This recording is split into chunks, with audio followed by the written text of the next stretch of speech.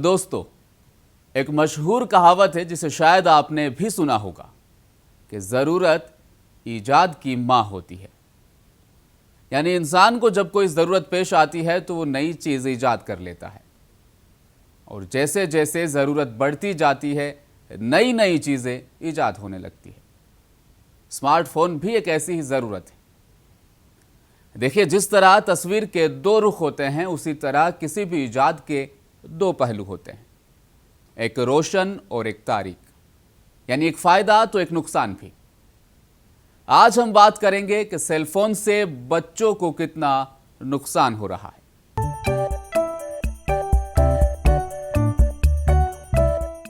वालिदैन की तरफ से शिकायतें आने लगी है कि उनके बच्चे स्मार्टफोन की लत के शिकार हो गए हैं। ना पढ़ने में उनका दिल है, ना काम की तरफ ध्यान है, घंटों फोन में लगे रहते हैं। वालिदैन बहुत परेशान है कि आखिर करें क्या और बच्चों को इस लत से कैसे आजाद कराएं।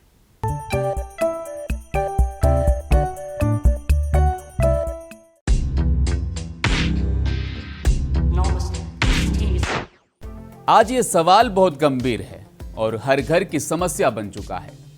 इसका कारण और हल ढूंढने से पहले हम थोड़ा सा पीछे चलते हैं। एक दौर था जब हाथों में किताबें हुआ करती थी। स्कूल या कॉलेज की ही नहीं, मालूमात हासिल करने के लिए भी हम किताबें पढ़ा करते थे और जब किसी महफिल में जाने का मौका मिलता तो एक दूसरे की खैरियत पूछी जाती और अपने अपने ख्यालात का तबादला कर मालूमात में इजाफा किया जाता।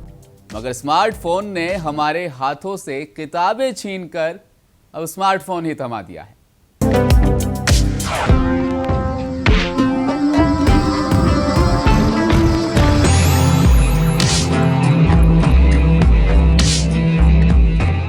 अब आइए बच्चों की तरफ ध्यान देते हैं। बच्चे स्मार्टफोन मिलते ही या तो कार्टून देखने लगते हैं या गेम खेलने लगते हैं।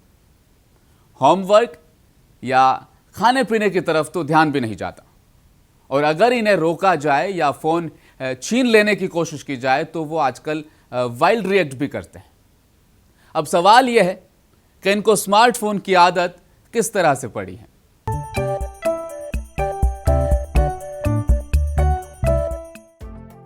अक्सर देखा गया है कि घर के बड़े फुर्सत के वक्त बच्चों के सामने स्मार्टफोन लेकर बैठ जाते हैं और बच्चे उसमें दिलचस्पी लेने लगते हैं।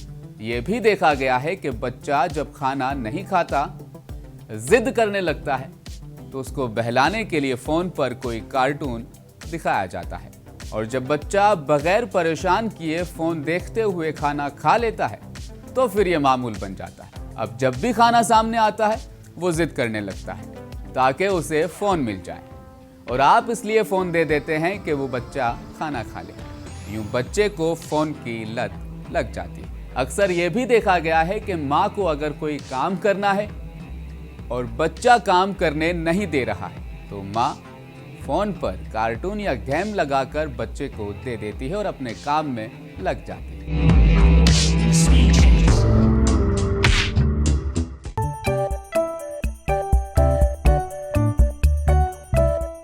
अब जरा ये भी देखते हैं कि बच्चा जब फोन का आदी हो जाता है तो उस पर क्या बुरे असरात पड़ते हैं। जब बच्चे में गेम खेलने या कार्टून देखने की आदत पड़ जाती है तो सबसे पहले वो तन्हाई पसंद हो जाता है, घर के किसी कमरे या कोने में महदूद हो जाता है, अपने दोस्तों के साथ ताल्लुक भी खत्म कर देता है ताकि कोई डिस्टर्ब ना कर सके। माँ बाप से दूर हो जाते हैं और पढ़ने में भी दिल नहीं लगता।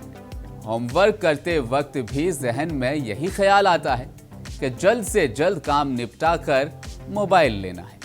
खाते वक्त भी मोबाइल पर नज़र रहती है जिससे हाजमे पर भी बुरा असर पड़ता है। कार्टून की फर्जी दुनिया में खो जाने से और सोचने समझने की सलाहियत पर भी बुरा असर पड़ता है और कभी कभी ऐसे वीडियोस भी आ जाते हैं जिससे बच्चे के अखलाक पर बुरा असर पड़ता है।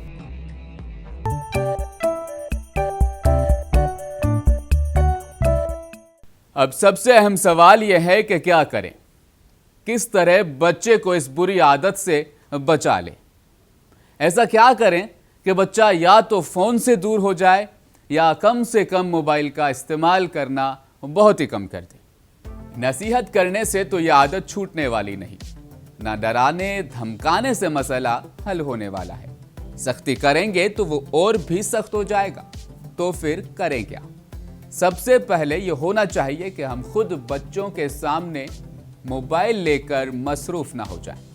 ख़वातीन घंटों फोन पर बात करती रहती हैं, ऐसा नहीं होना चाहिए। घर के बड़े फोन के बुरे असरात पर आपस में बातचीत करें, बच्चों को प्यार से समझाएं और एक उसूल बनाएं और एक वक्त मुकर्रर करें। मोबाइल फोन इस वक्त से लेकर इस वक्त तक ही इस्तेमाल होगा। इस पर खुद भी सख्ती से अमल करें और बच्चों को भी सख्ती दिखाएं। बच्चों को दीनी तालीम की तरफ रागिब करें और बच्चे के साथ ज़्यादा से ज़्यादा वक्त बिताएं और फ़ोन घर पर ही छोड़कर बच्चों को बाहर भी ले जाएं। हो सकता है ऐसा करने से रफ्ता रफ्ता फ़ोन की आदत कम हो जाए।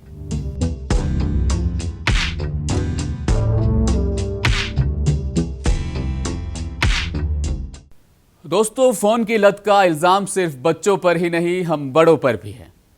भरी महफिल में ही देख लीजिए, एक दूसरे से बात करने की बजाय, एक दूसरे का हालचाल पूछने की बजाय अपने अपने फोन में मसरूफ रहते हैं। बखुदा इससे बचिए, अपने बच्चों को भी बचाइए। खासकर बच्चों को सोशल मीडिया से जरूर बचाएं। खुदा हाफिज।